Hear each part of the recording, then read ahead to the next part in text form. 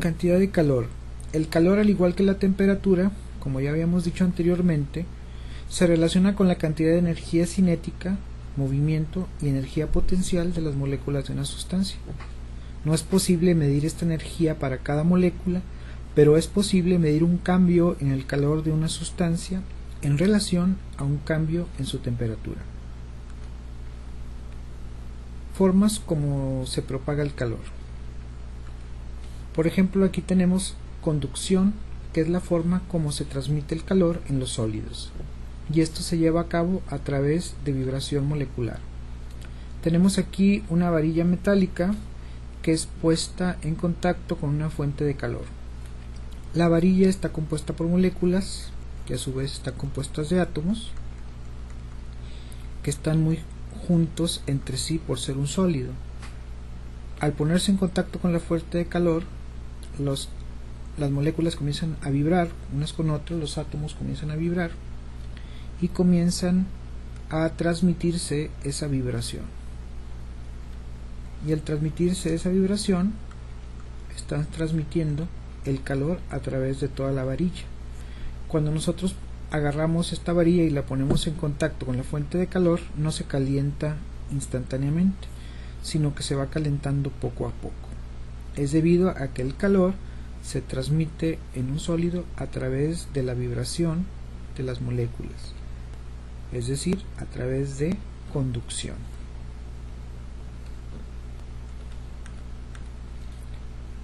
Otra forma de propagarse el calor en líquidos y gases es el de convección.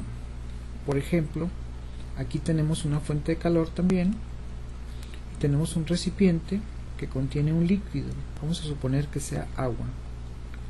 La parte inferior del recipiente está más cercana a la fuente de calor. Esto hace que el agua disminuya su densidad. Al disminuir su densidad tiende a subir el agua menos densa, y la parte del agua que se encuentra en la parte superior menos densa tiende a bajar,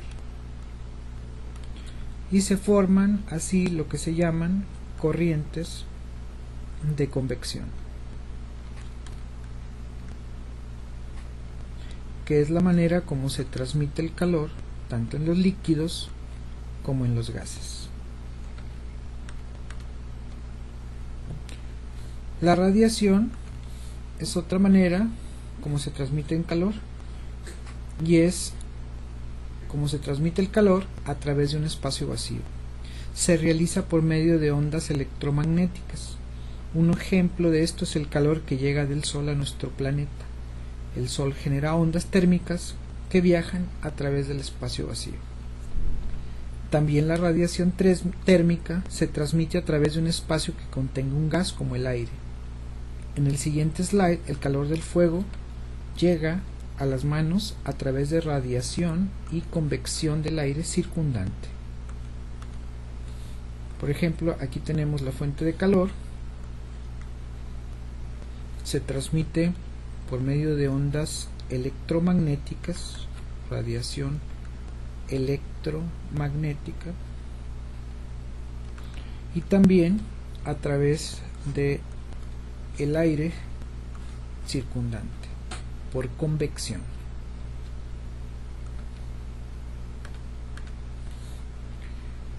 El calor se define como la energía que se transmite de un cuerpo a otro en función de una diferencia de temperaturas.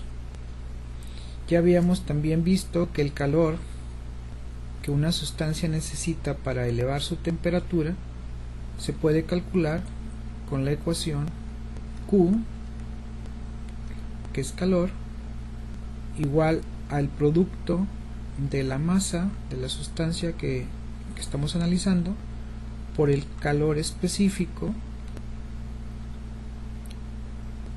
por el incremento de temperaturas, T final menos T inicial. Cuando se calcula el calor de Q y es positivo, se establece que la sustancia está absorbiendo calor, es decir, la sustancia se está calentando. Si al hacer la operación del producto masa calor específico e incremento de temperatura me da una Q negativa, la sustancia está entregando calor, es decir, cediendo calor, por lo tanto la sustancia se está enfriando.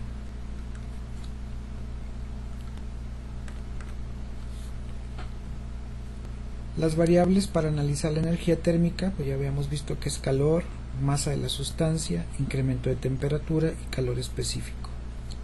Y el calor específico pues es un valor que depende de cada sustancia y se define como la cantidad de calor necesaria para elevar la temperatura de 1 gramo de cualquier sustancia 1 grado centígrado.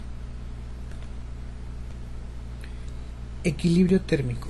Cuando dos sustancias se ponen en contacto dentro de un recipiente térmico, que es llamado calorímetro, y ambas sustancias se encuentran a diferentes temperaturas, la sustancia caliente le cede calor a la sustancia fría hasta que ambas sustancias llegan a una temperatura final llamada temperatura de equilibrio térmico. Por ejemplo, aquí tenemos el calor cedido por la sustancia caliente, por eso tenemos aquí un signo negativo, porque la sustancia caliente se está enfriando, cediéndole calor a la sustancia fría, calor absorbido por la sustancia fría, por eso esto es positivo.